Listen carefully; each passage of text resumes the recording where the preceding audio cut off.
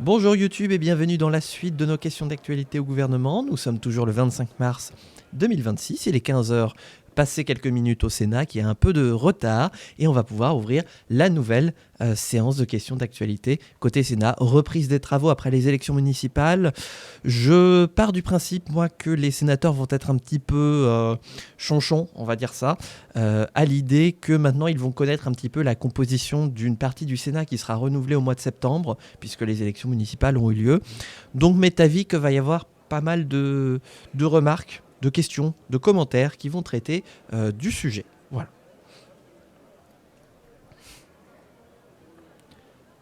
Alors, on y va, Gérard ?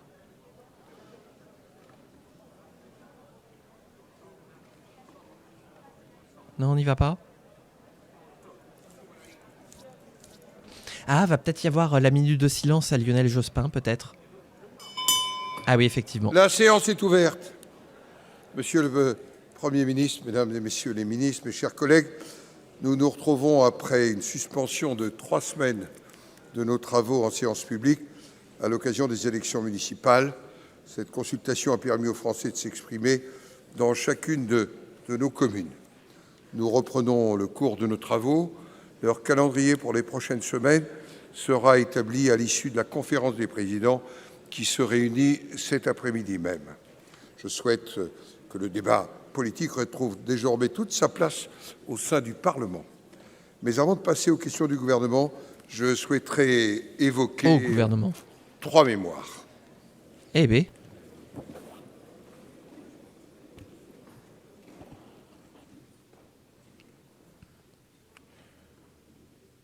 C'est avec émotion que nous avons appris le 23 mars dernier la disparition de M. Lionel Jospin.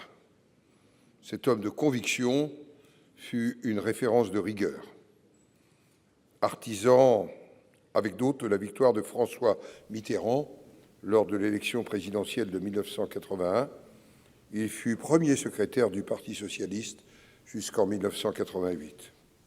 Il fut ensuite ministre de l'Éducation nationale dans les gouvernements de Michel Rocard et de Madame Édith Cresson. Suite aux résultats des élections législatives de 1997, Jacques Chirac le nomma Premier ministre. Ah bah il n'y avait pas d'autre choix. Place, la réduction et l'aménagement du temps de travail, l'allocation personnalisée d'autonomie, le pacte civil de solidarité et la couverture maladie universelle. C'est aussi Jospin, la CNU. Les valeurs du Parti socialiste lors des élections présidentielles de 1995 et de 2002. Avec le destin qu'on lui connaît. Membre du Conseil constitutionnel de 2015 à 2019. Lionel Jospin était un homme d'État, un éminent représentant de la gauche républicaine, universaliste et laïque, qui a marqué la Ve République. À son épouse, Sylviane Agacinski, à ses enfants, à toute sa famille, à tous ceux qui ont partagé ses engagements, je souhaite dire la part que le Sénat prend à leur tristesse et à leur chagrin. Et nous serons présents, bien évidemment, demain à l'hommage national qui lui sera rendu. Permettez-moi de vous demander un moment de recueillement en sa mémoire. Voilà donc le Sénat qui, après l'Assemblée nationale hier, rend hommage à la mort de Lionel Jospin. Donc figure éminente de la gauche, vous l'aurez compris, de la gauche notamment plurielle. C'est avec une profonde tristesse que nous avons appris le 25 février dernier la disparition de notre ancien collègue Joël Bigot, maire des Ponts-de-Cé, vice-président de la communauté urbaine Angers-Loire Métropole. Joël Bigot mit toute son énergie et son dévouement au service de sa commune et de son département. Élu en septembre 2017, sénateur du Maine-et-Loire, il fut membre du groupe socialiste, écologiste et républicain et rejoignit la commission de l'aménagement du territoire et du développement durable, dont il devint vice-président en 2020. Durant son mandat, il fut un farouche défenseur de l'environnement. Il avait à cœur de protéger les populations, d'ailleurs en faisant évoluer le droit. Avec ses collègues sénateurs du groupe socialiste, écologiste et républicain, fut à l'origine de la constitution d'une commission d'enquête sur les problèmes sanitaires et écologiques liés notamment aux pollutions des sols. Cet homme de caractère était profondément attaché à l'école publique et à la laïcité.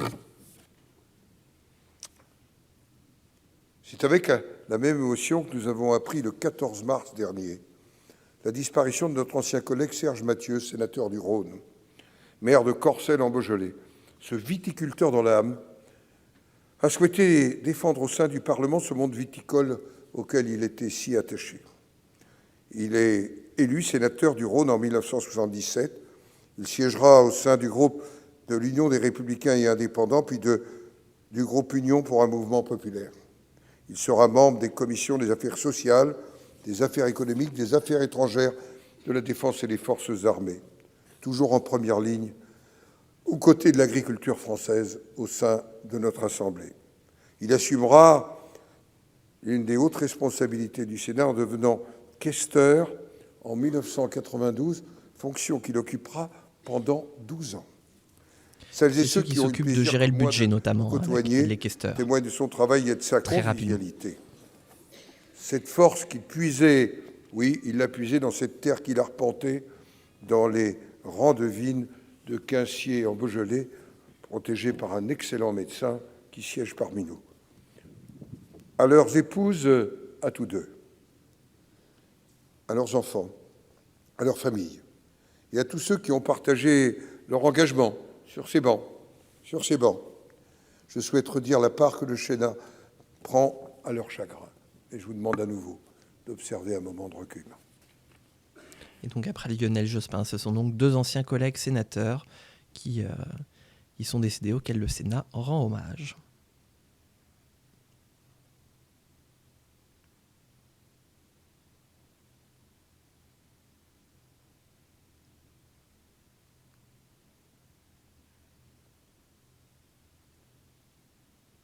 Je vous remercie. Vous remarquerez qu'au Sénat, c'est jamais 1 minute, hein, c'est 10 secondes par personne.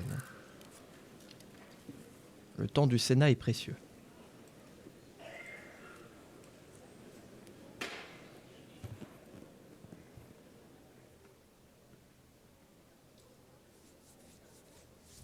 Ah, voilà. Il y a toute une... Il y a un bus de ministre qui vient d'arriver, là.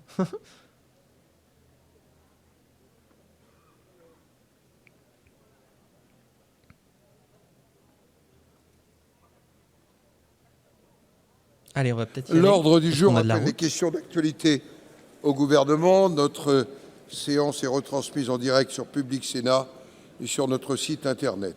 Et sur la chaîne Twitch de Cécile, abonnez-vous. Au cours de nos échanges, au respect des uns et des autres et celui du temps de parole. Je donne immédiatement la parole à Madame la Présidente Maryse Carrère pour le groupe du Rassemblement démocratique et social européen. Les sociodémocrates du Sénat. Et donc s'adresse à Monsieur le Premier ministre. Voilà, le Premier ministre qui va répondre. Depuis bientôt un mois, les frappes américano-israéliennes en Iran et au Liban ont engendré une situation pour le moment incontrôlable dans la région. À cet instant, le début de la fin de ce conflit est incertain. Au-delà du drame humain qui se joue là-bas pour toutes les populations civiles et qui nous préoccupe, ce sont aussi les dommages collatéraux, économiques et sociaux qui inquiètent tous nos concitoyens. Le blocage du détroit d'Ormuz et les dégâts sur les sites énergétiques de pays producteurs de pétrole et de gaz ont provoqué une flambée des cours. Nous le constatons tous amèrement. 60% de plus pour le pétrole et 70% de plus pour le gaz. Que voient les Français? Des prix à la pompe qui montent et une nouvelle menace sur leur pouvoir d'achat. Comme un air de déjà-vu dans le sillage de la guerre en Ukraine, tout un pan de notre économie va en subir les conséquences immédiates. Artisans, agriculteurs, pêcheurs, industrie, transporteurs et sur nos territoires, en particulier ruraux, des professions comme celle des infirmières et des infirmiers. Ils nous alertent sur la charge de la hausse des prix des carburants sur leurs déplacements. Une fois de plus, la mondialisation, prétendument heureuse, démontre ses limites. Clairement, Monsieur le Premier ministre, la France et l'Union européenne doivent poursuivre l'objectif de diversification de nos approvisionnements énergétiques, mais aussi réfléchir à leur parcours et à leur mode de transport. Le RDSE vous y encourage. Mais aussi à court terme, quelles pistes pour nos concitoyens les plus modestes et pour nos entreprises les plus fragiles? Hier, devant les députés, le ministre de l'économie a prononcé le terme « choc pétrolier ». Le mot est fort. Il appelle donc une réponse forte, une réponse ciblée envers les publics les moins en capacité d'amortir ce choc. Je vous remercie. C'est pour ça que depuis hier, j'arrête pas d'entendre parler. Pour vous répondre, la parole est à pétrolier. Monsieur le Premier ministre. Merci, Monsieur le Président du Sénat, Mesdames et Messieurs les sénateurs, Madame la Présidente, au nom du gouvernement, évidemment, je m'associe aux hommages qui ont été rendus en ce début de séance. Alors, peut-être pour prendre le temps devant le Sénat, même si nous allons nous retrouver nuitamment pour le débat 50-1, qu'un certain nombre de présidents de groupe ici présents ont demandé, et évidemment que le gouvernement Comme à l'Assemblée nationale, il va y avoir un débat, il y en aura aussi un au Sénat ce soir. Donc je vais le faire de manière succincte pour y revenir de manière plus documentée ce soir auprès de vous, mais aussi d'ailleurs les impacts militaires, géopolitiques de manière globale, intérieure et extérieure, dans ce que nous pouvons connaître. Alors, c'est intéressant ce que vous avez dit comme un air de déjà-vu. On pourrait repartir de cette phrase-là. Certaines choses sont déjà vues, d'autres non. La différence de la crise liée à l'Ukraine, qui était une crise d'accès à l'énergie, là on a une crise de la volatilité des prix. Et pour cause, parce que nos approvisionnements ne se font pas particulièrement dans le Golfe, comme vous le savez.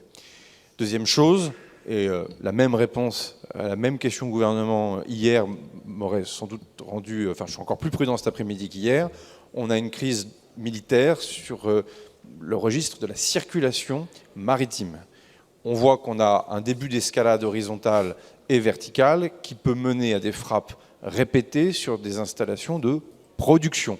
Et donc c'est la différence avec l'ère de déjà-vu, parce que ça nous mettrait dans une dynamique de crise qui serait complètement différente. Au moment où on se parle, crise de la volatilité des prix, crise de la circulation maritime. C'est clé parce que ça amène donc à s'adapter au mot, MAUX, pour trouver des solutions, à la différence de 2022-23 où il fallait sortir de la dépendance au gaz russe avec l'inflation qui allait avec. Là, on est sur une inflation qui est importée. On y reviendra ce soir, mais si on ne s'accorde pas sur le constat, on a du mal évidemment à s'accorder sur les solutions. J'ajoute qu'on est en sortie d'hiver et surtout que notre parc nucléaire français crache autrement plus d'énergie maintenant qu'en 2022, ce qui nous permet aussi d'avoir une décorrélation des prix de l'énergie, mais les ministres y reviendront aussi. Ça, oui, enfin c'est limité, hein, parce que le prix de l'électricité est aligné sur celui du gaz, merci l'Union européenne. Tout ça, il faut se mettre à la place de nos concitoyennes et nos concitoyens.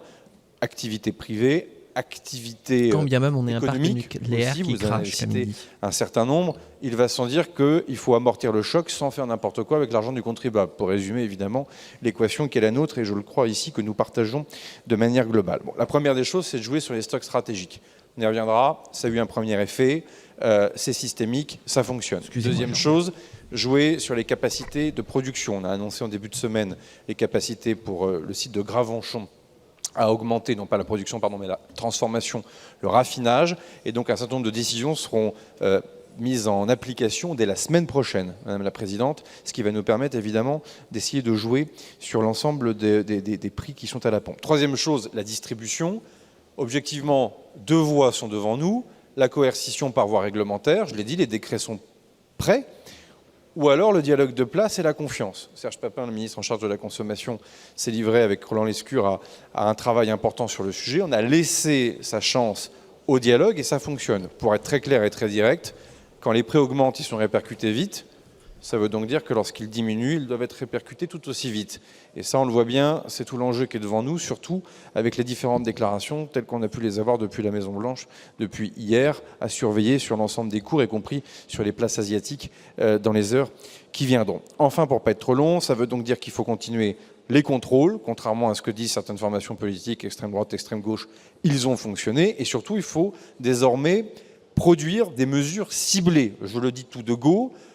Les grandes mesures généralistes à l'aveugle, le chèque en blanc, ne fonctionnera pas. Enfin, si, pour les finances publiques, ça fonctionnera bien, mais pour le pouvoir d'achat des Françaises et des Français, ça ne fonctionnera pas. Donc là, on a un enjeu de ciblage important. Agriculteurs, carburant, mais pas que. Engrais. Annie Genevard accélère sur aussi notre plan sur des engrais décarbonés. Il faut reconnaître que nous avons pris un peu de retard en la matière. La ministre est en train de le rattraper.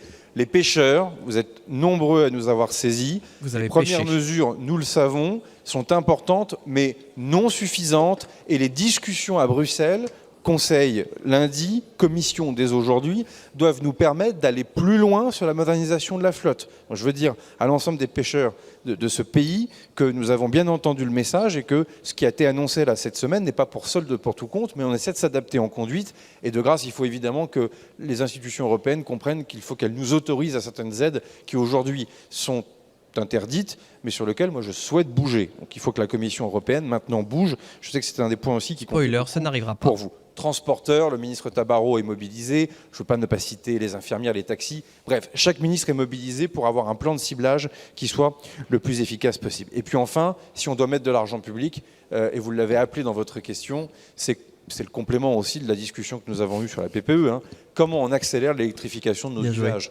On a encore un quart de nos boulangers en France qui sont four à gaz et non pas four électrique. On peut pas d'un côté. Ça ne change rien, le prix de l'électricité est fixé sur le prix du marché du gaz. Encore une partie de la profession boulangerie pour prendre. Donc même si on a du 100% électrique, on paiera notre électricité au prix du gaz. Je ne parle même pas du logement social, grosse dépendance au gaz, évidemment les voitures. Bref, on a des enjeux aussi d'ailleurs sur certains intrants pour l'industrie. Et donc ce que je vous propose, au-delà des outils qui existent déjà, c'est d'accélérer ce plan d'électrification. Il doit aller de pair avec un plan de sobriété. Pas la sobriété pour faire la morale aux Françaises et aux Français. Ils savent très bien faire sans nous, sans les politiques. Ils n'ont pas besoin qu'on leur explique comment il faut faire.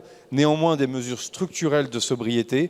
Un certain nombre de mesures avaient été prises à l'automne dernier. Ça avait fonctionné. Et donc là aussi, le mandat est donné. Ce que je propose au Sénat, c'est d'évaluer tout ça en conduite. Nous ne serons pas immobiles. Nous sommes complètement conscients de la situation dans laquelle se trouvent nos concitoyennes et nos concitoyens. Néanmoins, on se doit de faire des choses les plus efficaces possibles.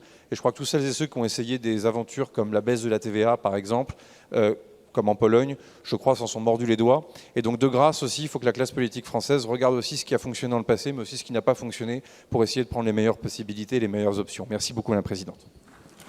Ah, 6 minutes 30, ça va. Il a été rapide. La parole est à notre collègue Thierry Cozic pour le groupe socialiste, écologiste et républicain. Allez, les socialistes. Monsieur le Président, avant de commencer, je tiens, au nom du groupe socialiste, à saluer également la figure qui a été Lionel Jospin. Bah oui, ça aurait Sa été disparition, con de pas le à faire. travers l'hommage unanime que nous venons de lui rendre, nous rappelle ce que nous devons à son action politique exemplaire, à ses engagements au service de notre pays, à sa personnalité intègre. Pour lui, de la méthode pour convaincre au chemin pour aller au but, tout partait du collectif et visait l'intérêt général.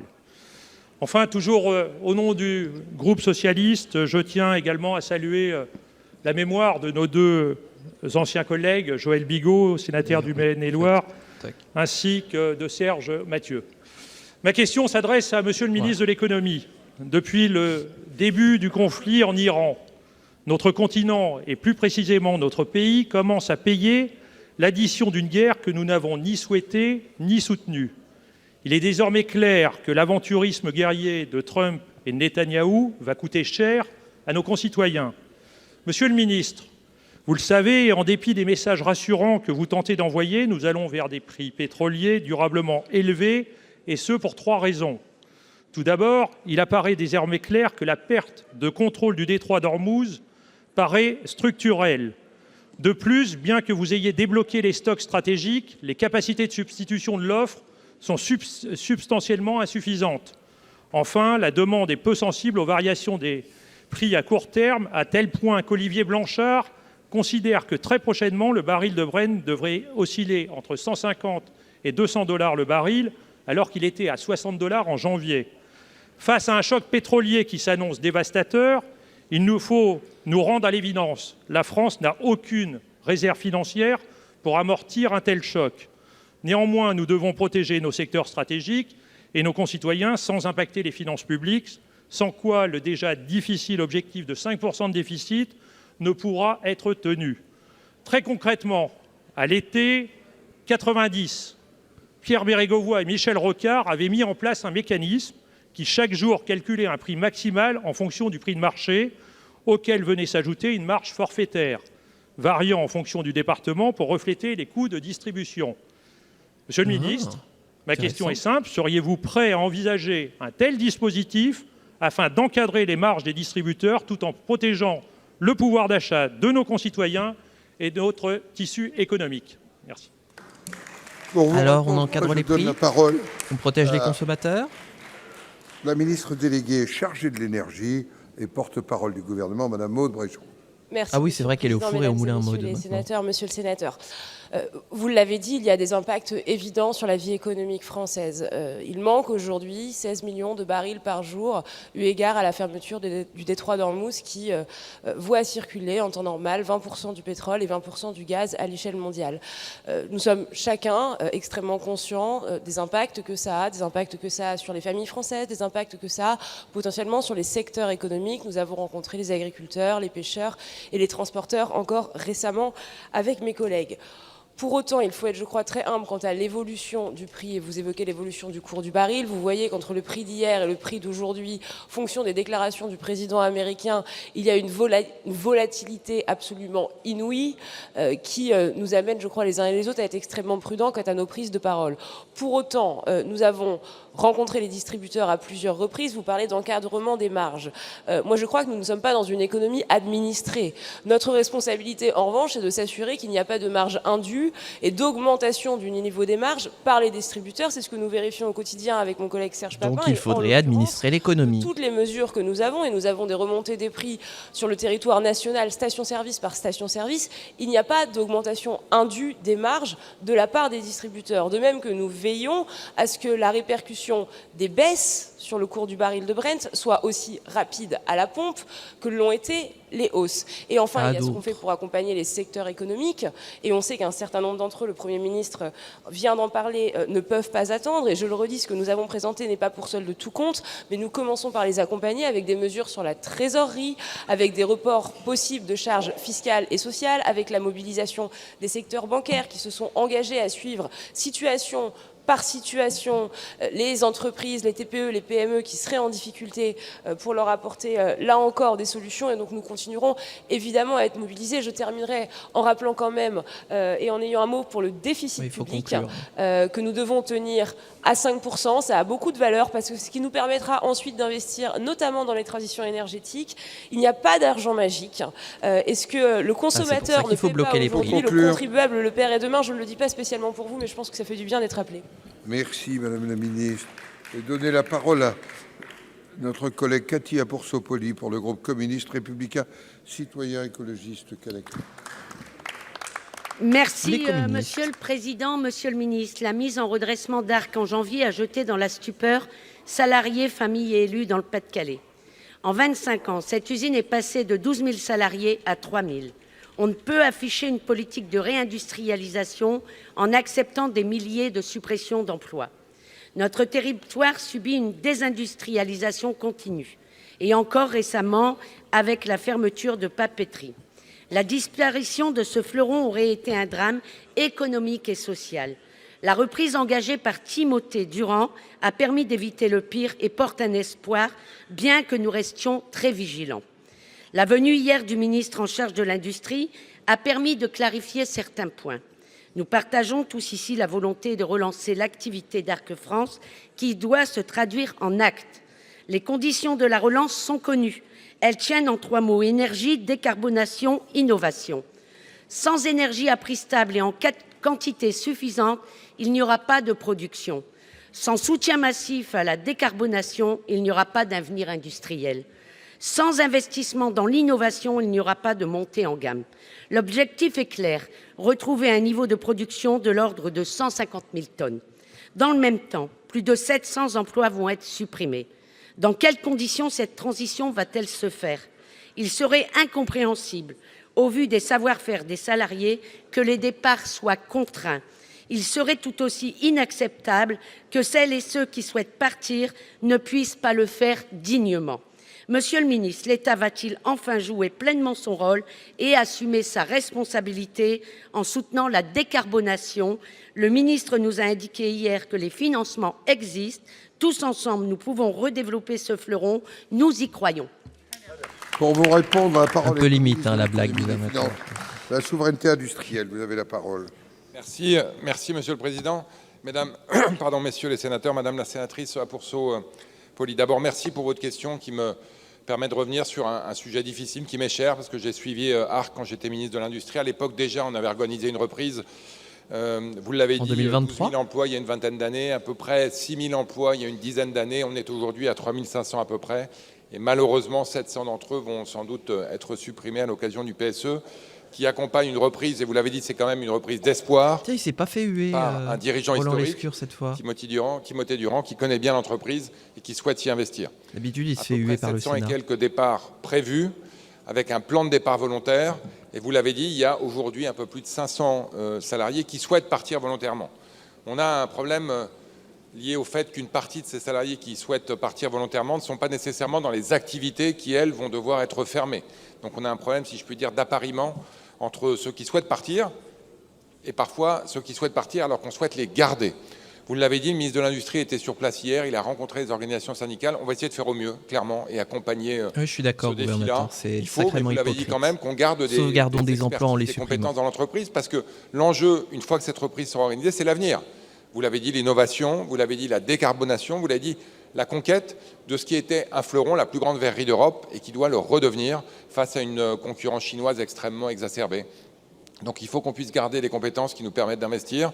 En tout cas, l'État a été au rendez-vous. Je me permets juste de corriger ce petit Donc ils point. vont Vous rien savez qu'on a faire. abandonné Concrètement, pas mal c'est de de public l'incantatoire. Il va pour rien se passer comme appuyer cette d'habitude. reprise. Et on va Évidemment, encore on perdre sera un prêt de à nos accompagner- fleurons industriels. accompagner notamment les Voilà, sujets de je vous fais le décarbonation résumé. au fur et à mesure que la Et reprise la traduction. sera en place. Merci. Voilà. Bah, de rien. Pour Sopoli. Oui, vous l'avez dit, monsieur le ministre, 700 emplois, ce n'est quand même pas rien dans un département déjà touché par une série de licenciements en cascade. Et donc, j'espère vraiment que Et l'État voilà. sera au rendez-vous pour la décarbonation. Je vous remercie. Bah, pas tant Merci. que La ce sera, parole est Emmanuel à notre Macron. collègue Hervé Moret pour le groupe de l'Union centriste. Les centristes. Comment il va, François Bayrou? Oui, j'ai pas arrêté de faire cette blague. Monsieur le Président, Mesdames et Messieurs les ministres, mes chers collègues, ma question s'adresse au ministre de l'économie. Monsieur le ministre, en un mois, le prix du carburant à la pompe ont augmenté de près de 20% du fait du conflit au Moyen-Orient. Ma question est très simple, je souhaiterais savoir ce que compte faire réellement et concrètement le gouvernement pour soulager la facture de nos concitoyens, et notamment celle des automobilistes, celle des collectivités locales et des entreprises, mais aussi de nos agriculteurs qui prennent de plein fouet cette augmentation avant de subir dans quelques temps celle du prix du gaz. Voilà, je m'y attendais. Hervé Moret, il va à Pour l'essentiel. Il répondre, pose la parole question est à et il attend la notre réponse. délégué en charge de l'énergie. Littéralement, il a Madame compris Brejant. la consigne. Merci, Monsieur le Président, Mesdames et Messieurs les sénateurs, Monsieur le Sénateur. Peut-être rappeler que l'origine de ce que vivent nos concitoyens, c'est d'abord ce qui se passe en Iran. Et donc la première réponse structurelle, c'est ce que fait la France à l'échelle internationale, et sous l'autorité du président de la République, pour contribuer à contenir autant que possible ce conflit et œuvrer à la désescalade, de telle sorte que la circulation dans le détroit d'Ormuz puisse reprendre le plus rapidement possible. J'enfonce une porte ouverte, mais ça fait pas de mal de le rappeler. Et ensuite, dès les premiers jours, nous avons rencontré les secteurs économiques touchés, nous avons présenté des plans de filière. Certains de mes collègues sont présents ici. Je pense à la ministre de l'Agriculture, Annie Genevard. Je pense à la ministre Catherine Chabot, qui, là encore, a apporté des réponses auprès des pêcheurs. Et le Premier ministre l'a dit, tout ça n'est pas pour solde de tout compte. Nous devons nous adapter dans une situation que nous savons extrêmement volatile, extrêmement évolutive, avec beaucoup d'incertitudes. Et nous ne savons pas dire précisément quelle sera la situation dans une semaine, dans un mois ou dans 2 mois. Donc nous continuerons, là encore, avec une vigilance accrue aux finances publiques, parce que c'est normal. Et je le redis, ce que le consommateur ne paierait pas à l'instant T, le contribuable le paierait ensuite. Nous continuerons à accompagner les secteurs économiques pour s'assurer qu'ensemble, on puisse passer ce cap avec une grande vigilance auprès des Français, notamment des Français les plus modestes. Je vous remercie. Monsieur Moret. Ouh, je sens qu'il va y avoir de la réponse des deux côtés. Je regrette que finalement vous n'apportiez aucune réponse concrète concernant les ménages dont un certain nombre n'arrivent même plus à boucler leur fin de mois. Vous ne proposez rien, alors que d'autres pays, je pense notamment au Portugal et à l'Italie, ont réduit leurs taxes sur les carburants. Concernant les collectivités locales qui ont déjà des budgets extrêmement contraints, je pense notamment aux collectivités qui sont autorités organisatrices de transport, vous ne proposez rien. Concernant les commerçants, les artisans, les agriculteurs, vous ne proposez rien. Les seules mesures concrètes qui ont été proposées concernent effectivement les entreprises qui, pour l'instant, se voient uniquement proposer proposé des différés en termes de charges sociales et fiscales, et les secteurs concernés, notamment des transports et de la pêche, ont qualifié les mesures proposées de mesurettes. Donc je regrette que les réponses apportées ne soient pas à la hauteur de la situation. Alors nous sommes conscients au Sénat de la situation de nos finances publiques. Je rappelle qu'on a été les premiers à alerter les gouvernements de l'époque sur le fait que nos finances publiques étaient dans une situation très préoccupante. Et à l'époque, je rappelle que le gouvernement refusait les mesures d'économie que votait le Sénat. Mais ça n'est pas pour autant qu'il faut que les Français qui ne sont pas responsables de cette situation payent une seconde fois la facture. La parole est à notre collègue Thomas de réponse de la part de Écologie, Solidarité et Territoire. Merci. Les écologies. Merci, Monsieur le Président. Madame la Ministre, alors qu'un dôme de chaleur s'installe aux États-Unis avec plus de 45 degrés au Texas, du jamais vu pour un mois de mars, en France aussi, les signaux sont là. Des inondations dans le sud-ouest il y a quelques semaines, des températures à 15 degrés au-dessus de la normale ces derniers jours. Et la France, en adéquation avec le consensus scientifique, reconnaît désormais une trajectoire pour notre territoire à plus 2,7 degrés en 2050 et plus 4 degrés en 2100. L'urgence est là. En réalité, les phénomènes extrêmes vont se multiplier. Face aux catastrophes, en première ligne, on trouve les communes. Elles doivent faire front et prévoir des investissements qui s'annoncent massifs. Par exemple, Givors, dans le Rhône, cette commune a fait face à une crue majeure en 2024 qui a causé près de 200 millions d'euros de dégâts, largement pris en charge par les assurances, mais derrière ces chiffres, des vies bouleversées et des trajectoires brisées. En conséquence, le coût du contrat d'assurance de la ville a explosé, avec des franchises passées de 1 500 € à près d'1 million d'euros, et des besoins d'investissement pour un plan de protection qui monte à 100 millions d'euros pour les prochaines années.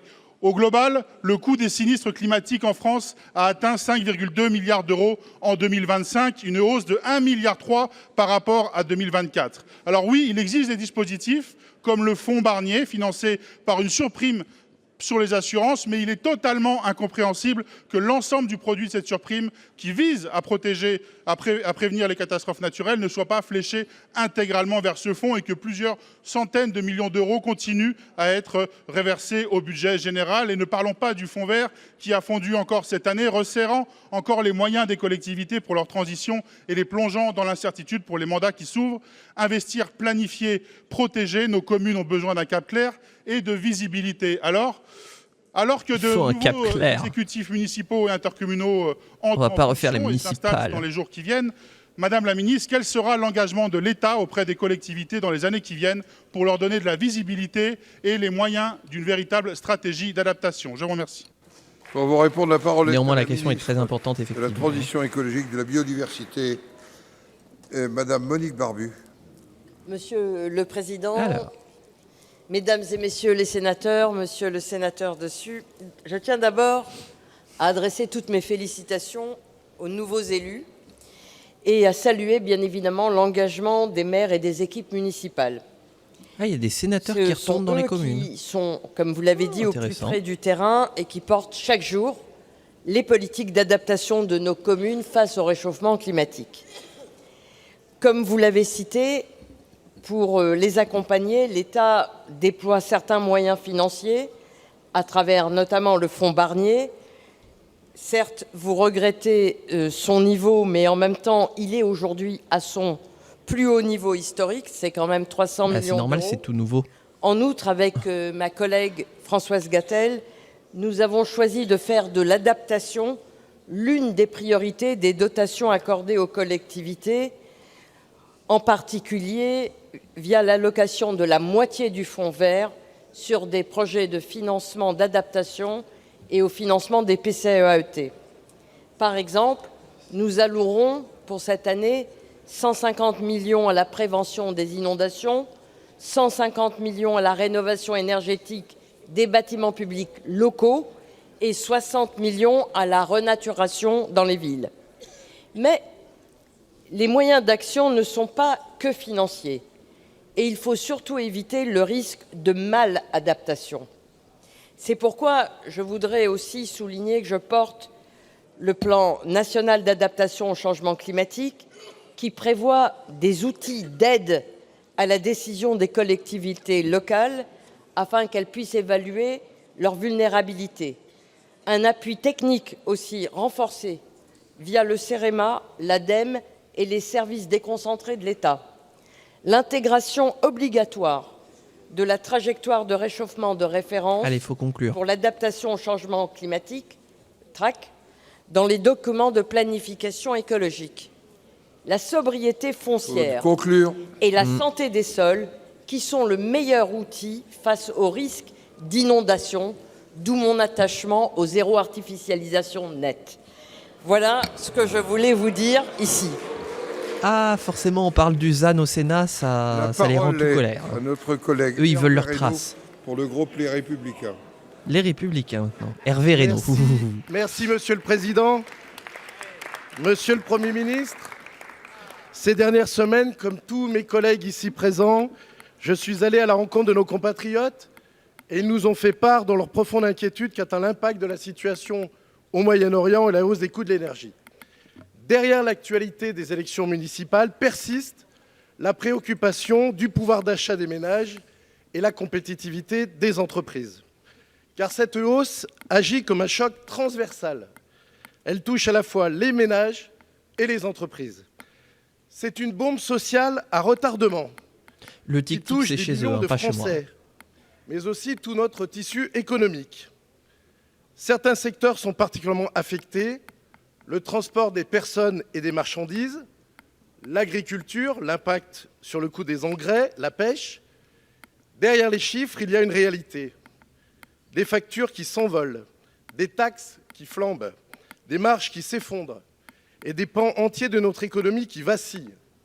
Le baromètre des TPE-PME produit par la CCI France démontre que le moral des entrepreneurs est au plus bas depuis le Covid. Pression sur le pouvoir d'achat et la consommation des ménages, pression sur les entreprises, leurs sous-traitants, leurs artisans, renchérissement des coûts de l'énergie et des matières premières dérivées du pétrole, dégradation du commerce extérieur et perturbation des chaînes d'approvisionnement. Face à cette situation, certains de nos voisins européens prennent des mesures. Pouvez-vous nous préciser ce que le gouvernement français entend faire concrètement pour limiter l'impact de cette crise? Il est de votre responsabilité de protéger à la fois les particuliers et les entreprises. Les Français sont lassés du sembler-faire et du faire-semblant. Pour vous répondre, Punchline de fin. est au ministre de l'Économie, des Finances, de la Souveraineté énergétique. Allez, salut les jeunes. Merci, Monsieur le Président, Monsieur le Sénateur Reynaud. Merci pour votre question qui me permet d'abord de rappeler que ce choc est un choc important, face auquel, quand même, la France est plutôt mieux préparée et moins exposée qu'un certain nombre de nos voisins italiens, grecs, espagnols, allemands, et au-delà, évidemment, de nos partenaires asiatiques qui, eux, prennent le choc en pleine face. Donc, tout va bien, Madame la Marquise. Dit, l'enjeu pour nous, c'est essentiellement un choc de prix. Nous n'avons aucun enjeu d'approvisionnement. Tous les secteurs que vous avez mentionnés aujourd'hui qui sont en première ligne n'ont pas de problème pour trouver du gaz, du gasoil, du pétrole. En Asie, aujourd'hui, on a des mesures de rationnement qui sont mises en œuvre tous les jours. Là-bas, on peut vraiment parler de choc pétrolier. Qu'est-ce qu'on fait face à ça? D'abord, on note quand même que la France est entrée dans cette crise dans une position plutôt favorable. La note de conjoncture de l'INSEE publiée hier montre que, malgré ce choc, on devrait avoir une croissance de 0,9% à la fin du premier semestre en acquis et 2% d'inflation, là où on sera sans doute bien au-delà dans les pays que vous avez mentionnés, l'Espagne, l'Italie, la Grèce et autres. Pourquoi? Parce que pour eux, le gaz a un impact très important sur les factures, le gaz a un impact très important sur l'électricité et que par ailleurs, pour eux comme pour nous, l'essence augmente. À ce stade, ce que nous souhaitons faire, parce que ce choc, au fond, il nous concerne tous et nous devons évaluer la manière dont on va en partager le coût. Le Premier ministre a souhaité qu'on se concentre sur les secteurs, vous les avez mentionnés d'ailleurs, qui sont en première ligne, les pêcheurs, les agriculteurs, les transporteurs. Et à ce stade, on a mis en œuvre des mesures de trésorerie et puis des mesures, ça a été fait par le ministre Tabarot derrière moi, qui vont permettre d'indexer davantage le coût du transport au coût du gasoil. Le Premier ministre l'a dit, il nous demande d'étudier d'autres mesures potentielles, mais avec toujours un souci essentiel évidemment, c'est celui des deniers publics. Je pense que tout le monde l'a dit sur tous les bancs lors de cette crise, c'est un choc extérieur avec des coûts réels pour lesquels nous ne devons en aucun cas sacrifier ni nos contribuables d'aujourd'hui, ni ceux de demain. Merci, Monsieur le Sénateur. Monsieur Reynaud, avec quelques secondes. Oui, Monsieur le ministre, cet après-midi, de nombreuses questions portent sur ce sujet car c'est une préoccupation majeure et nous attendons effectivement des réponses tout à fait concrètes. Cela risque d'être une véritable déflagration sociale, j'allais dire à fragmentation. Toutes les prévisions convergent pour anticiper un retour de l'inflation. Doucement avec le vocabulaire militaire. Sur la croissance. Notre situation budgétaire nous affaiblit faut conclure, là. dans la riposte à cette crise. Faut conclure. Mais il est urgent d'agir, apporter des réponses structurelles, des réponses à la situation quotidienne et réelle de nos concitoyens et de nos entreprises. La parole est à notre collègue Jean-Baptiste Lemoyne pour le groupe du Rassemblement des démocrates progressistes et indépendants. Vous avez la parole. Les macronistes du Sénat. Monsieur le Président, ma question s'adresse au ministre de l'Intérieur. Monsieur le ministre, tous les territoires, urbains comme ruraux, sont confrontés à une même réalité, celle d'une violence dont la nature change, plus jeune pour ses auteurs, plus brutale dans ses formes. Naturellement, cela mine la cohésion nationale, cela désespère nos concitoyens. Ce sont des familles qui sont blessées ou endeuillées par les conséquences des rodéos urbains, d'accidents routiers en présence de protoxyde d'azote. Ce sont des agriculteurs dont les terres sont squattées pour des rave-parties illégales. Ce sont des élus ou des représentants de l'autorité de l'État qui sont agressés. Ce sont aussi des habitants qui voient les trafics de stupéfiants se développer. Alors, face à cela, des moyens ont été votés avec la LOPMI. Ce sont 238 brigades de gendarmerie nouvelles, fixes et mobiles. Ce sont la loi d'orientation et de programmation militaire supplémentaires dans la gendarmerie et la police. Par ailleurs, le projet de loi sur les polices municipales va permettre de renforcer les compétences de ces polices et de nombreux élus font déjà le choix de renforcer les moyens humains et technologiques de ces polices. Je pense à Sens, dans l'Yonne en particulier. Et le Sénat a pris toute sa part avec la proposition de loi devenue loi de la République visant à lutter contre le narcotrafic. Pour autant, Monsieur le ministre, il faut adapter notre cadre juridique, continuer à l'adapter pour pouvoir mieux prévenir, mieux réprimer. Je sais que votre détermination, elle est totale et c'est pourquoi je souhaiterais que vous puissiez nous indiquer comment le choc d'autorité et d'efficacité je trouve que ce sénateur est la preuve vivante du décalage vers la droite du macronisme. En Conseil des ministres. Je vous remercie. Pour vous répondre, vu le vocabulaire employé et la direction souhaitée. Monsieur Laurent Nunez. Monsieur le Président, Mesdames et Messieurs les sénateurs, Monsieur le sénateur, oui, effectivement, merci de rappeler déjà tous les efforts qui ont été faits et les efforts que nous allons faire maintenant avec le projet de loi que j'ai présenté ce matin au Conseil des ministres et qui s'appellera effectivement projet de loi riposte, qui vise à créer deux chocs. Un choc d'autorité d'abord, en venant réprimer plus efficacement un certain nombre d'infractions, vous avez cité d'ailleurs la plupart, qui ne créent pas que des nuisances, qui ne créent pas qu'un sentiment d'insécurité, qui sont des infractions très graves. Vous avez cité les rodéos urbains, les rave-parties, notamment l'usage de mortiers d'artifice ou la consommation de protoxyde d'azote. Et puis on veut créer aussi un choc d'efficacité en dotant les forces de sécurité intérieure de moyens accrus. Alors pour vous répondre très concrètement, par exemple pour les rodéos, on va créer une amende forfaitaire délictuelle qui viendra certes éteindre l'action publique, mais qui sera une amende forfaitaire délictuelle à 800 €. Puis surtout, parce que nous voulons aussi mettre en place des procédures administratives, parce qu'elles sont efficaces. Avec la procédure administrative, on répond tout de suite à un problème, et donc les préfets auront la possibilité d'interdire les utilisateurs, les personnes qui seront reconnues coupables de rodéo, de conduire tout véhicule terrestre à moteur, qu'elles aient un permis ou qu'elles n'en aient pas, quel que soit le type de véhicule. Et pour le protoxyde d'azote, nous allons créer trois délits, là où il n'y a aucun texte, en nous inspirant d'ailleurs de propositions qui ont parfois été faites par le Parlement, y compris ici au Sénat. 3 délits, dont celui d'inhaler du protoxyde d'azote, d'en transporter et évidemment d'en faire commerce. C'est une procédure administrative qui est la fermeture administrative des commerces qui le font illégalement. Ça, c'est pour le choc d'autorité, donc des mesures pénales renforcées et des procédures administratives dissuasives. Et puis, il y a un renforcement aussi, choc d'efficacité des moyens des forces de sécurité intérieure. Il y aura une possibilité d'utiliser les lecteurs automatiques de plaques d'immatriculation de manière accrue pour lutter contre pas les lecteurs organisée de manière accrue. Et puis il y a cette mesure qui était attendue, qui avait été demandée, qui est d'étendre le champ d'application de la vidéoprotection assistée. Donc cette possibilité de généraliser à tous les bâtiments ou lieux fréquentés par le public, cette possibilité de généraliser ce dispositif qui avait été expérimenté avec succès pendant les Jeux Olympiques. Ce sera donc possible de l'étendre à un certain nombre de lieux. Voilà la réponse que je peux vous apporter. Il y a bien d'autres mesures, mais nous aurons l'occasion d'en débattre. Monsieur Lemoyne. La parole est à notre collègue Marie-Claude Lermytte pour le groupe des Indépendants République et Territoires. Les indépendants du Sénat. J'ai lancé le Monsieur le Président, Madame la Ministre, mes chers collègues, permettez-moi quelques mots liminaires au nom de mon groupe. Nous souhaitons féliciter de manière républicaine sécurité, les élus, plus de sécurité, saluer l'engagement de ceux qui ont passé le relais ou qui ont été battus. Enfin, il convient de dénoncer les menaces et outrages dont certains ont été victimes. Le 22 décembre 2025, le Parlement a adopté la loi portant création d'un statut de l'élu local. L'article 5 prévoit l'attribution d'un trimestre supplémentaire pour la retraite par mandat complet, et ce dans la limite de 3. Malheureusement, une incertitude demeure quant à son application effective. Cette incertitude aurait dû être levée avant les récents renouvellements municipaux. Sans surprise, des élus locaux font aujourd'hui valoir leur droit à la retraite et s'interrogent légitimement sur la prise en compte de ces trimestres. Un décret serait envisagé en juin pour préciser les modalités d'attribution de cette majoration, notamment dans les situations fréquentes de pluralité de régimes d'assurance vieillesse.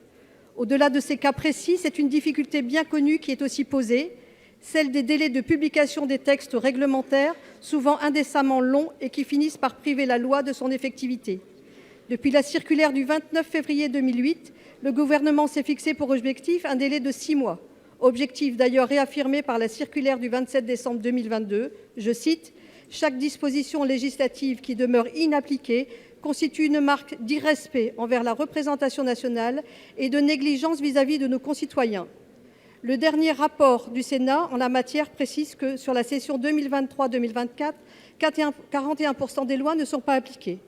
Comment accepter que la volonté du législateur reste des mois durant sans traduction concrète ? Une question qu'on a, je crois, tous les mois finalement. L'aménagement du territoire, la décentralisation. Le nombre de Madame décrets qui ne sont pas pris. Vous avez la parole. Merci, Monsieur le Président. Madame la sénatrice Lermytte, merci de votre question et en quelque sorte de votre rappel à l'ordre sur la célérité du gouvernement. Tout d'abord, je m'associe à vos remerciements pour tous les élus qui se sont, enfin tous les citoyens qui sont engagés, un peu plus de 900 000. Je salue les nouveaux élus et je salue aussi la détermination du gouvernement et le rappel qu'a fait ce matin le Premier ministre et le ministre de l'Intérieur sur des dérapages inadmissibles, un ton violent ou des actes violents à l'encontre d'élus candidats ou d'élus sortants. Votre question, Madame la sénatrice, me permet d'abord de parler de ce qui marche et de ce qui marche bien. Donc je voudrais dire, concernant le statut de l'élu, qui doit beaucoup au Sénat, d'abord un certain nombre d'éléments sont parus, la revalorisation des indemnités des élus, la revalorisation de la dotation élue locale pour les petites communes, l'élargissement de la protection fonctionnelle à l'ensemble des élus, les autorisations d'absence et également les indemnités pour frais de garde. Et d'autre part, avec le ministre de l'Intérieur, nous avons édité un guide de l'élu local. Alors maintenant, parlons de ce qui semble moins bien marcher, mais qui marche, je vous assure, c'est le décret qui concerne la bonification des retraites. Alors vous-même, vous avez expliqué le sujet. Il y a autant d'élus que de caisses de retraite différentes, puisque pour faire valoir ses droits à la retraite, on part d'une seule caisse de retraite. Et il faut donc aujourd'hui entamer un process d'adaptation technique dans toutes les caisses de retraite. Et je veux remercier mon collègue, le ministre du Travail, avec qui nous travaillons très activement pour permettre que le décret sorte dans les délais. Et en juin, nous serons dans les délais. Il y a des adaptations techniques très importantes à faire. Et nous allons, dans les prochains jours, mobiliser en quelque sorte une task force pour ces adaptations ou contrôler de manière manuelle les choses. Je vous remercie. Merci, Madame Lermytte. Ah oui, non, d'accord. Ce qui m'inquiète, c'est qu'entre mars et juin, beaucoup de demandes de retraite seront déposées et du coup ne pourront pas bénéficier de cette avancée. Merci. Ah, il y a des délais d'application en plus. La parole est au président Philippe Mouiller pour le groupe Les Républicains. Président d'une commission, je ne sais plus laquelle. Monsieur le ministre, mes chers collègues, ma question s'adresse à Madame la ministre Dans le micro. de la Santé. Dans l'ensemble des départements de France, les sénatrices et sénateurs sont interpellés, beaucoup, par les professionnels de santé et principalement par les infirmiers membres du dispositif AZLE. Cette association est née dans mon département il y a plus de 20 ans. Ce dispositif qui repose sur une collaboration étroite entre les médecins, environ 9 000, et les infirmiers, environ 2 000, est une réponse concrète à plusieurs défis majeurs pour notre système de santé. La prévention, l'éducation thérapeutique, le suivi des malades chroniques, et permet également la réduction des inégalités dans des départements qui sont parfois très éloignés. L'efficacité et la pertinence des ALD ne sont plus à démontrer pour les acteurs de la santé, mais surtout pour les patients. Toutefois, la situation de l'association suscite de très vives inquiétudes. Depuis le mois de janvier, AZALE ne fonctionne quasiment plus et cette association se retrouve en cessation de paiement suite à la suspension de la convention qui la lie à l'assurance maladie, bloquant le financement annuel de l'ordre de 100 millions d'euros. Les salaires des infirmiers ne sont plus versés et l'on constate une rupture dans les parcours de soins de nombreux patients. Sur le terrain, les acteurs de la santé ne comprennent pas cet état de fait et s'inquiètent de la future décision du tribunal des affaires économiques qui doit statuer prochainement. Madame la ministre, quelle est la situation exacte concernant les difficultés rencontrées et quel est le devenir, surtout pour nous tous, qui sommes intéressés par ce dispositif AZALE, et je pense notamment à tous les professionnels qui aujourd'hui ne sont pas payés. Madame, nous attendons votre réponse. Eh ben, encore une fois, voilà, les agréments, les circulaires, les décrets qui ne sont pas Madame pris. Stéphanie Rist. Merci, Monsieur le Président, Stéphanie, Monsieur le Président Moulier, Mesdames et Messieurs les sénateurs, merci pour votre question qui me permet de pouvoir éclaircir cette inquiétude puisque le dispositif AZALE est un dispositif évalué et qui fonctionne auprès de nos concitoyens. Je rappelle qu'il s'agit de binômes médecins-infirmiers qui permettent de suivre des maladies chroniques, encore une fois, de façon efficace. Le gouvernement et l'assurance maladie, historiquement, sont en soutien de cette association, de ce dispositif. Il n'est pas question que cela change. L'assurance maladie, vous l'avez dit, finance 100 millions par an cette association. Mais la situation de cette association actuellement est grave. Un rapport de l'IGAS publié en juillet a mis en évidence des problèmes majeurs de pilotage financier et de conflits d'intérêts. Soucieux de maintenir ce dispositif, nous avons poursuivi les financements pendant 6 mois pour laisser le temps à l'association d'assainir la gestion. Mais malheureusement, les recommandations formulées par l'IGAS n'ont pas été mises en œuvre et l'association a constitué un passif important auprès de l'URSSAF avec plus de 12 millions de dettes sociales. Dans ces conditions, il n'était plus possible de maintenir les financements publics.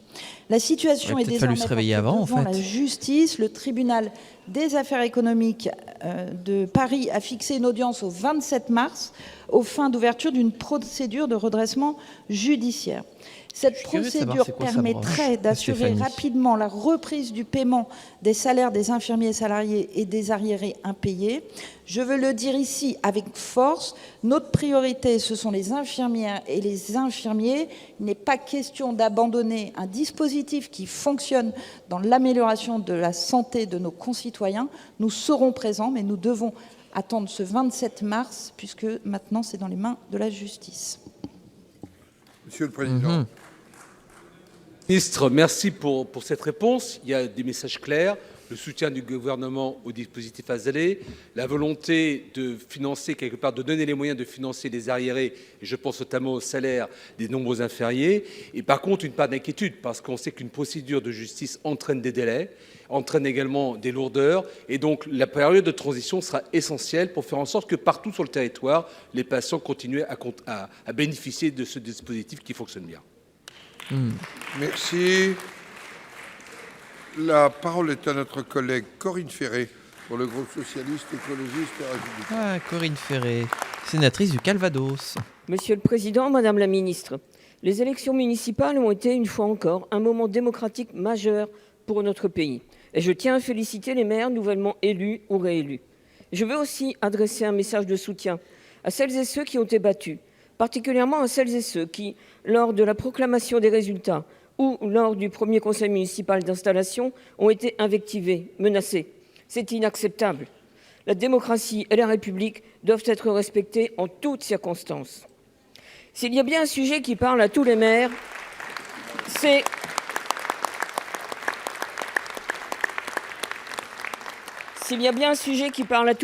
celui de la décentralisation.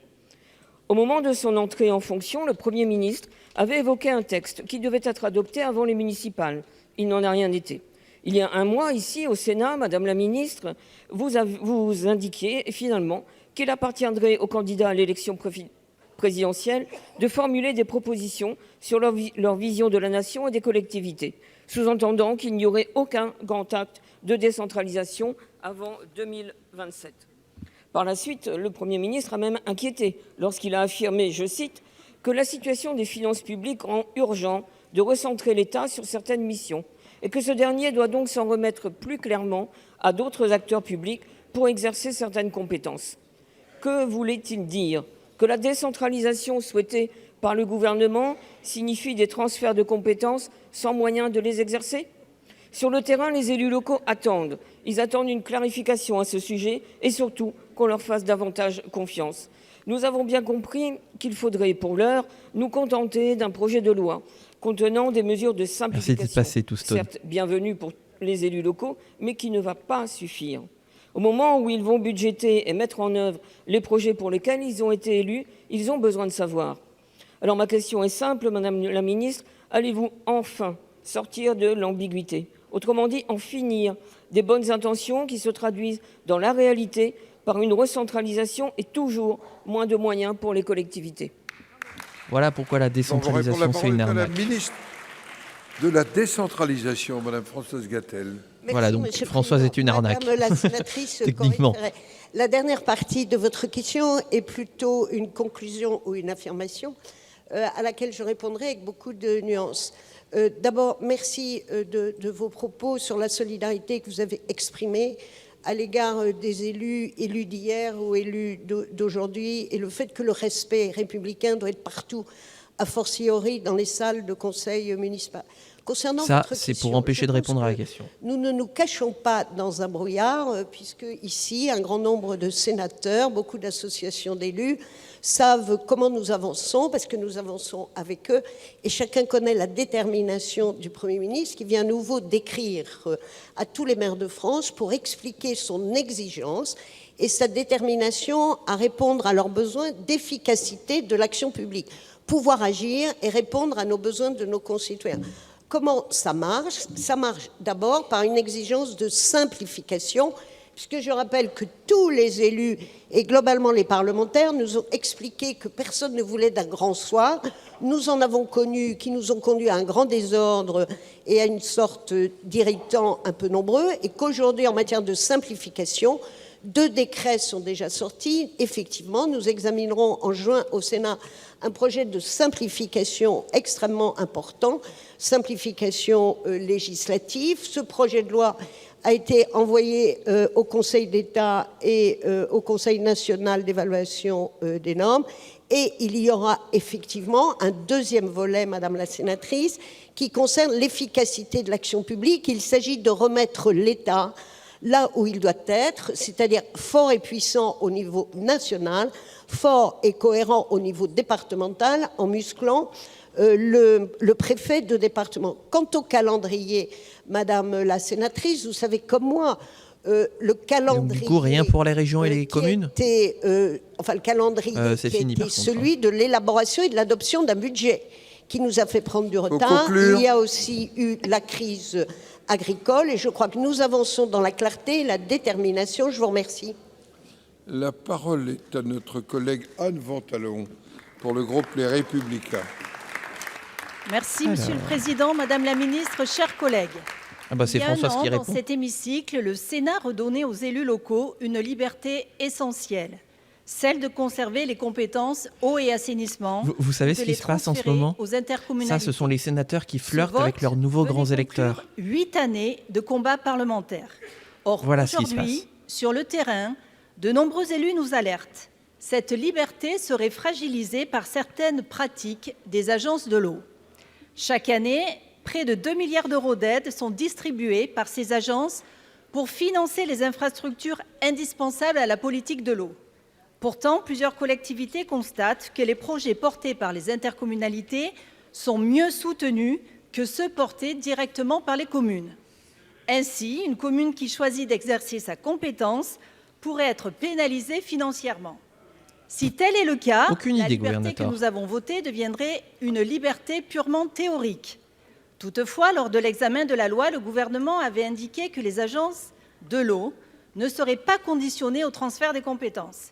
Une mission récente de la délégation aux collectivités territoriales du Sénat a justement souligné la nécessité de clarifier les règles d'attribution de ces aides afin d'éviter toute ambiguïté et toute inégalité de traitement entre collectivités. Madame la ministre, la loi doit être respectée et la volonté du Parlement entendue. Aussi, pouvez-vous nous garantir que les agences de l'eau n'introduisent directement ou indirectement aucune condition liant leur subvention au transfert des compétences et qu'elles assurent un traitement équitable entre toutes les collectivités? Pour vous répondre, la parole est à la ministre de la version originale. Et de la décentralisation, Madame Gatel. Merci, Monsieur le Président. Madame la sénatrice Anne Valentin, de la Troisième République, sur ces bancs que nous parlions de l'eau et de l'assainissement et de la responsabilité qu'on pouvait confier aux élus locaux pour choisir une organisation adaptée à leur réalité géographique. Ceci a été fait avec le soutien du gouvernement. Je vous remercie de le souligner. Et la loi s'applique partout et elle doit être appliquée par tous. Il y a un principe de liberté des collectivités, vous avez raison, mais cette liberté n'existe pas sans devoir de responsabilité. Et nous avons tous collectivement un enjeu en termes d'eau, à la fois en quantité, en gestion de la ressource et en qualité de l'eau. Et il appartient aux élus locaux de choisir leur modèle d'organisation en assumant cette responsabilité. Et vous savez que dans un délai de 2 mois, à partir des élections municipales, chaque préfet de département devra réunir la CDCI pour présenter un état des lieux de l'organisation de la gestion de l'eau dans chacun des départements et partager avec les élus locaux le diagnostic et envisager, en tout cas évoquer les évolutions qui sont nécessaires. Donc nous serons extrêmement attentifs que le choix des élus locaux, dès lors qu'ils s'accompagnent de l'exercice de cette responsabilité, puisse être naturellement financé quand il peut l'être. Je vous remercie. Madame Ventalon. Donc c'est pas nous, c'est les préfets. Madame la ministre, mais vous savez que les élus locaux ne veulent pas d'une liberté sous condition. Donc la règle doit être stricte, simple, à compétences égales, financement égaux. Et je crois que nous attendons vraiment des garanties précises, mais surtout des instructions claires aux agences de l'eau. Merci. Merci.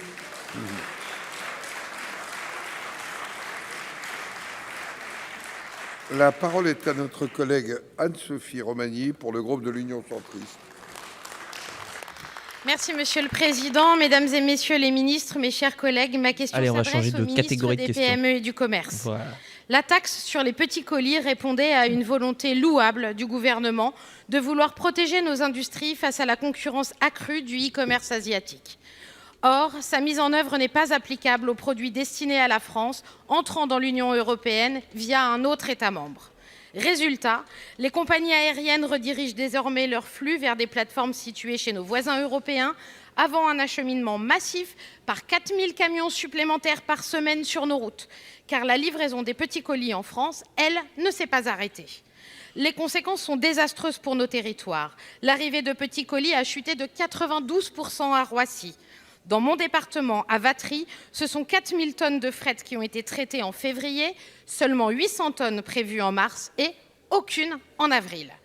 Moins d'activité, moins d'emplois, aucune recette fiscale supplémentaire pour notre pays. Aujourd'hui, on perd de l'argent et on ferme Vatry. Avec cette taxe, je vais pas vous redire la même et chose que j'ai l'Italie dit à ont mis l'Assemblée la pression à nationale. l'Europe et ça a fonctionné. Une taxe européenne doit voir le jour en juillet prochain.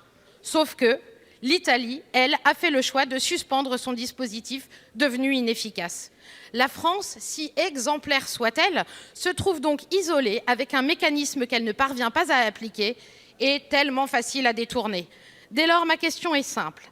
À quel moment le gouvernement envisage-t-il de suspendre temporairement cette taxe sur les petits colis dans l'attente de la mise en place du dispositif harmonisé à l'échelle européenne afin de ne pas pénaliser davantage nos plateformes logistiques et nos territoires? Je vous remercie.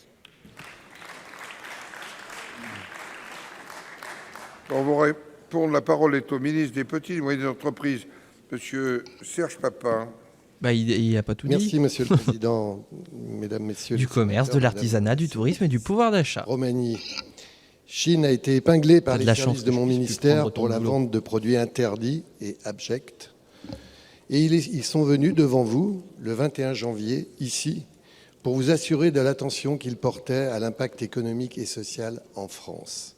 Et depuis le 1er de mars, cette même plateforme a décidé de contourner la taxe petit colis votée par le Parlement, abandonnant ainsi ses partenaires logistiques français. Depuis mon arrivée au gouvernement, je lutte contre ces plateformes qui menacent nos commerces, concurrencent de façon déloyale nos industries et ne respectent ni nos consommateurs, ni l'environnement, ni la fiscalité, ni le social. Ce combat, je sais que vous le partagez, nous le partageons tous et il faut continuer à lutter. Aujourd'hui, en faisant atterrir les colis en Belgique ou aux Pays-Bas, puis les acheminer par camion, elle nous prouve une fois encore dans son combat que finalement nous sommes du bon côté et nous devons malgré tout être exemplaires. Car vous savez, les Chinois, il en arrive à cette conclusion-là. Ils testent les pays et ils testent la permissivité. C'est comme ça qu'ils fonctionnent. Et ce contournement, ce n'est qu'une parade éphémère. Pourquoi ? Parce que nous l'avons porté, vous l'avez dit, au niveau européen et dès le 3 juillet, dès juillet, 3 € plus 2 € au plus tard en novembre. Nous serons donc au niveau de l'Europe alignés sur les 5 €. Et pourquoi aussi ça va être 20 ? Parce que nous venons avec mon collègue David Amiel de publier un arrêté hier pour étendre les pouvoirs des douanes. Désormais, les agents vont pouvoir contrôler et saisir les marchandises non conformes à nos normes, y compris lorsqu'elles arrivent des pays européens voisins. Donc vous voyez qu'on a tout un dispositif. Le fait que ce n'était pas le cas. Et donc, s'il y a en revanche des entreprises qui sont concernées, elles doivent faire marche arrière. Et là, je suis prêt à écouter et à mettre les services de l'État à disposition. Madame Romagny.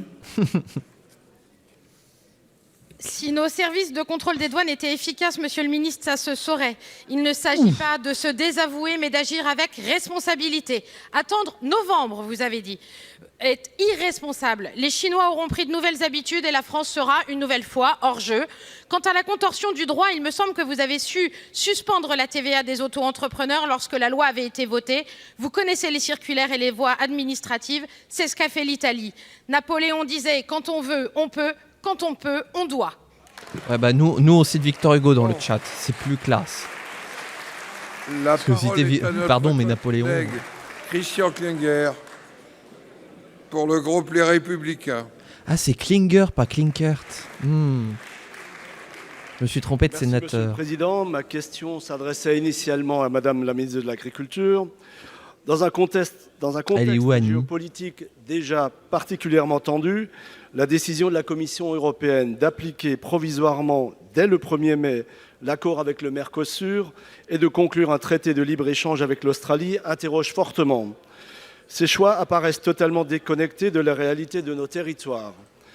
Ils viennent aggraver une situation déjà critique pour nos agriculteurs et nos pêcheurs. Explosion des coûts de l'énergie, concurrence déloyale, importations issues de systèmes aux normes environnementales et sanitaires bien plus laxistes que les nôtres. Vous annoncez des mesures de soutien, mais il s'agit essentiellement de report de charges fiscales et sociales et des prêts à court terme. Autrement dit, on reporte le problème sans le résoudre, au prix de difficultés accrues demain. Les échéances devront être honorées, les prêts remboursés. Vous aviez évoqué une loi d'urgence agricole, seule réponse structurelle attendue, mais elle se fait toujours attendre. Pendant ce temps, notre mois de mai-juin s'érode. Monsieur le ministre, peut-être même juillet pour le Sénat. Pour agir concrètement au niveau national comme européen. Qu'est-ce que vous attendez pour agir? On répond, la parole est au ministre de l'Europe et des Affaires étrangères, monsieur Jean-Noël Barrot. Monsieur le Président, Mesdames et Messieurs les sénateurs, Monsieur le Sénateur, puisque vous évoquez l'intégrité du marché unique, que la question précédente a fait allusion à la question des douanes, je veux me réjouir avec vous de la décision qui a été prise il y a quelques minutes par le Parlement européen, le Conseil de l'Union européenne, de désigner Lille pour accueillir le futur siège de l'autorité européenne des douanes. C'est le fruit d'une mobilisation collective des services de l'État, du Président de la République, du gouvernement, mais aussi des parlementaires, du président de la région et des élus locaux, qui est une excellente nouvelle pour notre pays et, je le crois, pour l'Europe également. Vous le savez, sur le Mercosur, notre position a été d'une clarté absolue. Elle est connue de tous et nous protégerons autant qu'il le faudra nos agriculteurs en cas de déstabilisation des filières. S'agissant de l'Australie, c'est vrai, la présidente de la Commission et le Premier ministre australien ont annoncé dans la nuit de lundi à mardi avoir conclu l'accord en négociation, des négociations qui étaient bloquées depuis 2023. Mais il s'avère que dans le contexte géopolitique actuel que vous avez cité, l'Australie a retrouvé un intérêt pour ces négociations. Sur le fond, de ce que nous comprenons à ce stade, la suppression des tarifs douaniers existants avec l'Australie représenterait un gain important pour beaucoup de secteurs économiques. Je pense en particulier aux vins et spiritueux et aux produits laitiers. Par ailleurs, cet accord nous permettrait de sécuriser un accès privilégié aux minerais critiques australiens, dont les terres rares. Nous avons des sensibilités agricoles que nous avons toujours fait valoir. Elles se concentrent sur la viande de bœuf, la viande de mouton et le sucre. La Commission a manifestement tenu ses engagements sur les volumes de produits concernés, alors que nos agriculteurs craignaient des chiffres bien plus élevés compte tenu des demandes australiennes. Ceci étant dit, nous allons examiner très attentivement le contenu de cet accord et rester extrêmement vigilants sur nos lignes rouges. C'est dans ce sens que le Premier ministre s'est exprimé président du Conseil, Antonio Costa, il y a quelques jours. Vous avez évoqué le projet de loi agricole et je me permets d'associer ma collègue Annie Genevard. Sous son contrôle, le texte sera présenté début avril en Conseil des ministres. Une lecture dans chaque chambre du Parlement devrait avoir lieu avant l'été, conformément à notre engagement. Sachez par ailleurs que sous la houlette du Premier ministre, la ministre de l'Agriculture a souhaité que ce texte contienne plusieurs mesures de protection des produits français et européens. Plusieurs dispositions y seront inscrites pour lutter contre les concurrences déloyales. Monsieur Klinger. Le rush final qui nous a fait, Barrot. J'allais dire le compteur tourne trop rapidement, mais bon. Merci Monsieur le Ministre pour votre réponse. Vous évoquez des lignes rouges et des garanties pour nos agriculteurs. Pourtant, sur le terrain, les textes attendus tardent toujours à se concrétiser. Comment demander à nos agriculteurs de faire confiance à de nouvelles ouvertures commerciales comme l'accord UE-Australie, alors même que les protections promises ne sont pas encore en place ? La France est-elle prête à s'opposer clairement à cet accord tant que ces garanties, ici comme à Bruxelles, ne sont pas effectives ? La souveraineté alimentaire n'est pas une variable d'ajustement. C'est un bien commun qui implique de protéger à la fois nos producteurs et nos consommateurs. Aujourd'hui, cet accord risque d'affaiblir encore davantage nos filières. Nos agriculteurs attendent des actes, pas des intentions. Merci. La parole est à notre collègue Yan Chantrel, pour le groupe socialiste, écologiste et républicain. Je crois que c'est la dernière question des socialistes. Ah oui, c'est ça. La dernière question des socialistes pour aujourd'hui. Monsieur le Premier ministre, il y a un mois est paru un rapport de l'Observatoire des libertés associatives qui dénonce l'injonction à la dépolitisation que subit le monde associatif. Le rapport recense de nombreux exemples d'associations rappelées à l'ordre ou sanctionnées suite à leur prise de position dans le débat public. Par courrier, en entretien ou dans les médias, des élus et ou des fonctionnaires invoquent un devoir de neutralité politique des associations, notamment pour faire du chantage à la subvention.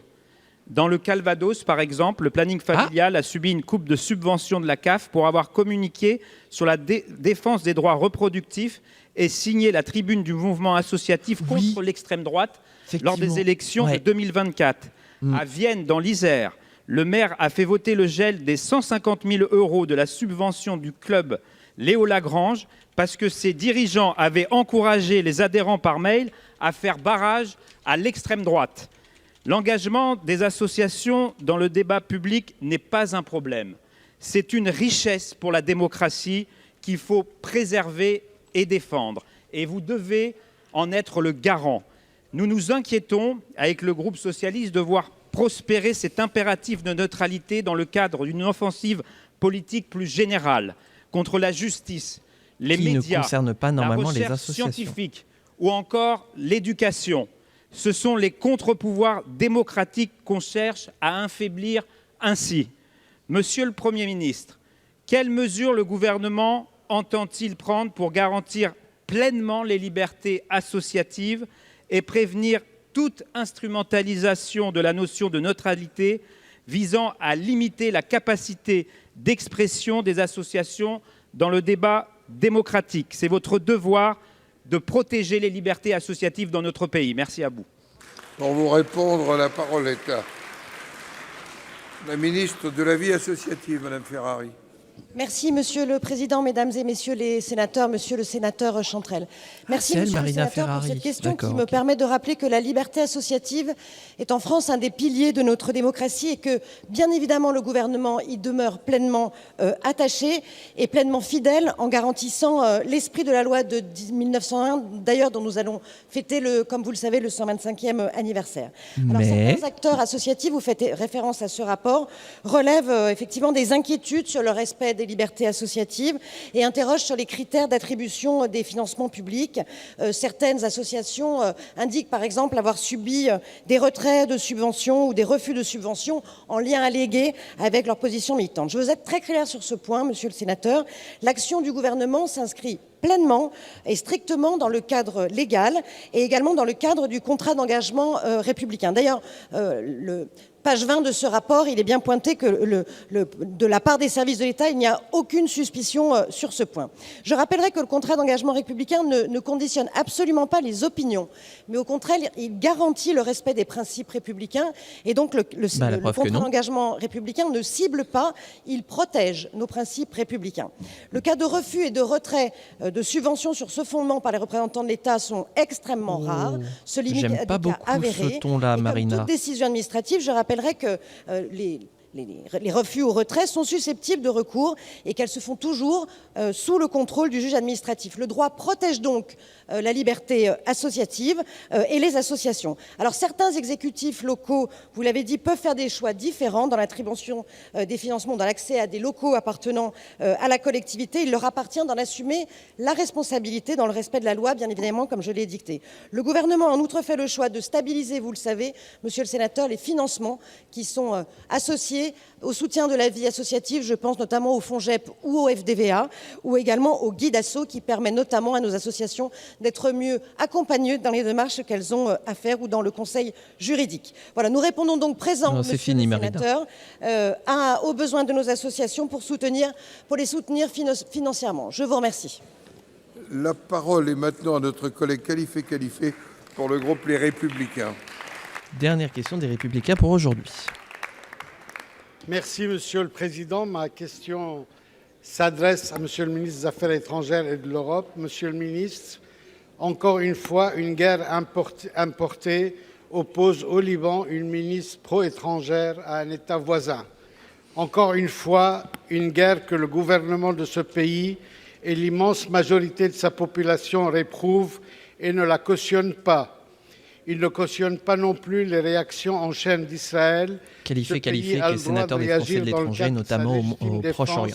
Mais celle-ci est passée du stade de frappe ciblée à un comportement disproportionné, provoquant plus de 1000 morts, en majorité civile, des destructions massives de villages entiers et d'infrastructures vitales, et surtout le déplacement d'1 million d'habitants, soit 20% de la population, devenus réfugiés dans leur propre pays.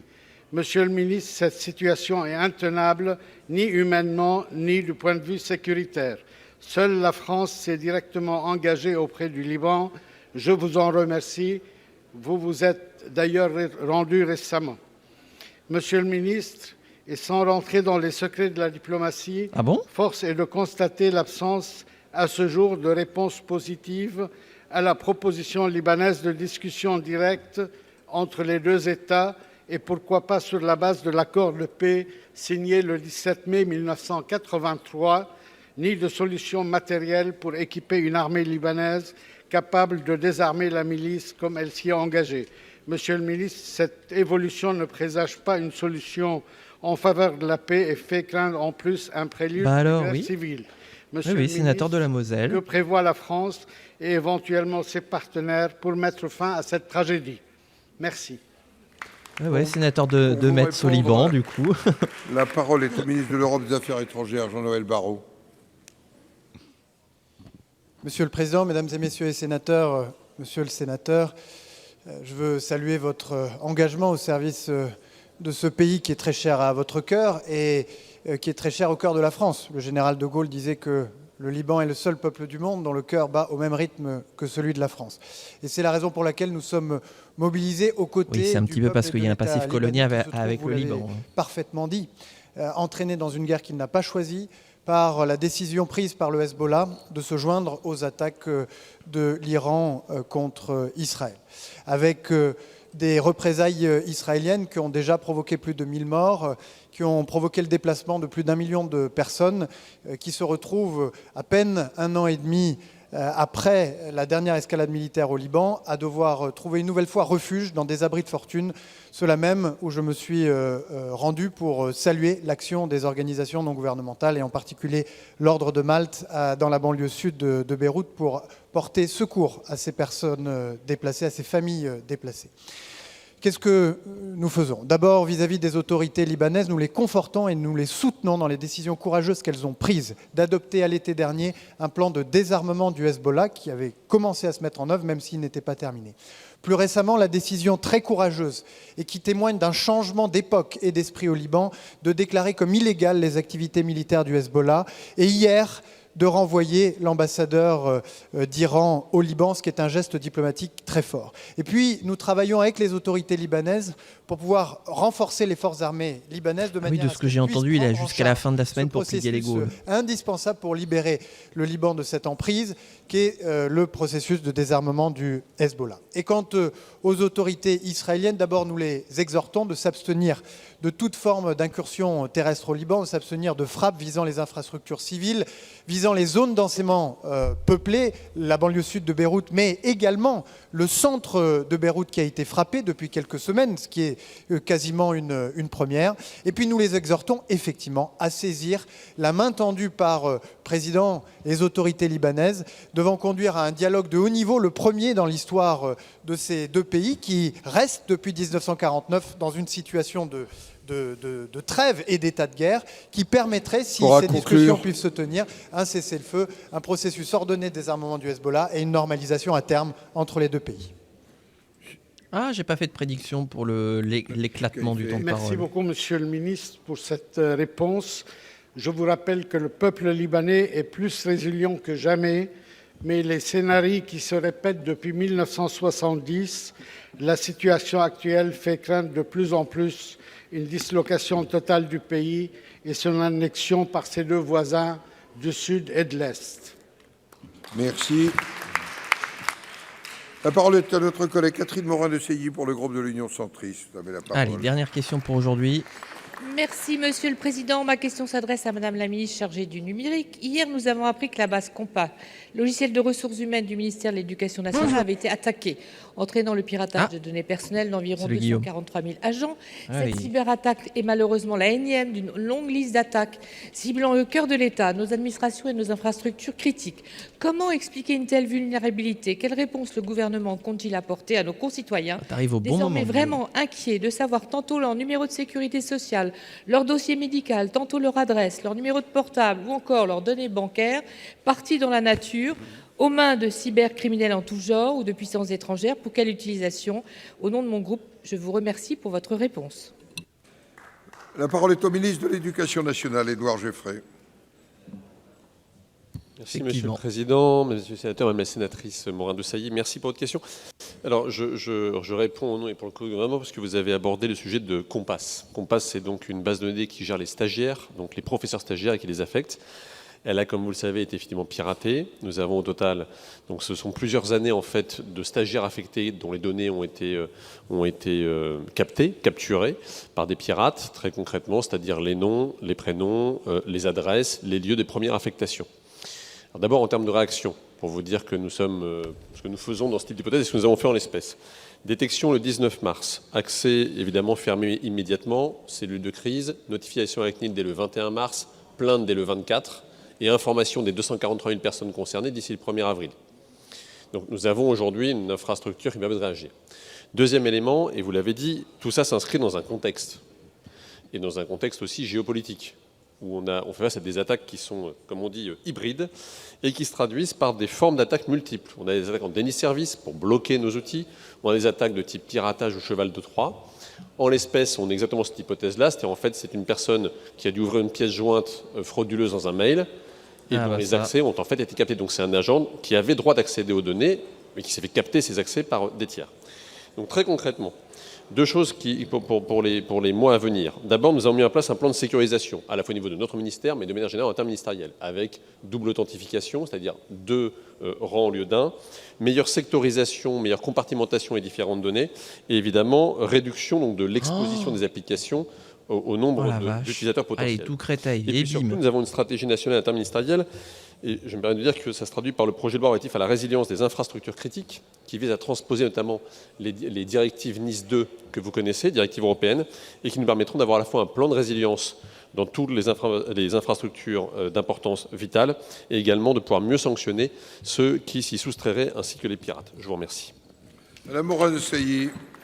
Merci, Monsieur le ministre, pour vos réponses précises. Je savais que vous alliez me parler de la transposition de Nice 2 et du projet de loi de transposition de la directive en droit français avec le projet de loi relatif à la résilience des infrastructures critiques et au renforcement de la cybersécurité. Mais j'insiste, ici, le texte a été voté il y a plus d'1 an et nous nous impatientons de son inscription à l'Assemblée nationale. D'ailleurs, il croisera bientôt peut-être un autre texte relatif à la cybersécurité à l'étude à Bruxelles. Mais surtout, je veux souligner un angle dans le cadre de la stratégie globale que doit mettre en place le gouvernement. Il y a un angle mort que constitue le facteur humain, source de vulnérabilité au cœur de nombreuses cyberattaques. Il est temps que la montée en compétences numériques de tous soit vraiment érigée au rang des grandes causes nationales. Il est urgent que chacun... Mettre des moyens pour que les gens soient formés. Oh là là, prépostère. Des entreprises et des collectivités territoriales soient cyber-formés pour être cyber-résilients. Comme le rappelle d'ailleurs très régulièrement dans ses recommandations. J'avais écrit en ce sens, suite à un rapport sur la formation au numérique en 2019 au président de la République, sans réponse. Avec mon collègue Olivier Cadic, nous avons réitéré ce courrier à François Bayrou et à Clara Chapaz. En l'état aujourd'hui, nous espérons que le gouvernement va enfin se saisir de cette grande cause de compétences numériques. Nous comptons sur vous pour passer le message, Monsieur le Ministre. Espérons que ce ne soit pas une grande cause du quinquennat, parce que vu comment on ne met pas de moyens Monsieur le ministre, je vais suspendre la séance. Elle sera reprise à 16h35 pour la proposition de loi visant à soutenir et à valoriser les commerces de proximité. La séance est suspendue. Bien, c'est la fin de cette question d'actualité au Sénat. J'espère qu'elle vous aura plu, que vous aurez appris des choses intéressantes. C'est, mine de rien, comment je peux dire ? Ma prédiction s'est un peu réalisée. On a effectivement en face de nous, et plus le temps va avancer, plus ça va être le cas, on a en face de nous des sénateurs qui vont commencer à faire des appels de phare, je dirais, qui vont être de plus en plus violents aux grands électeurs pour les futures sénatoriales. Ça s'est vu, mine de rien, à 7 reprises sur 16 aujourd'hui pour cette séance de questions d'actualité au Sénat. Et croyez bien moi que... Non, ça veut rien dire. Croyez-moi que ça va augmenter dans les mois à venir. Néanmoins, des sujets quand même qui sont importants, sérieux et engageants, tant du côté des collectivités territoriales que du côté de l'ensemble de notre vie d'une manière générale. Donc voilà, c'est aussi pour ça que c'est intéressant de suivre les QAG du côté du Sénat. À défaut que j'en devienne président de l'institution en 2026. Mais on en reparlera plus tard. Voilà. YouTube, j'espère que vous aurez apprécié cette VOD. Si c'est le cas, n'hésitez pas à la mettre en avant sur YouTube. Vous pouvez le faire de façon tout à fait gratuite en laissant un pouce bleu, un commentaire, en vous abonnant, en partageant ou même en boostant cette vidéo si vous regardez sur votre téléphone. Je vous dis à la semaine prochaine pour une nouvelle série de questions d'actualité au gouvernement. Et d'ici là, portez-vous bien, amusez-vous bien et ciao tout le monde.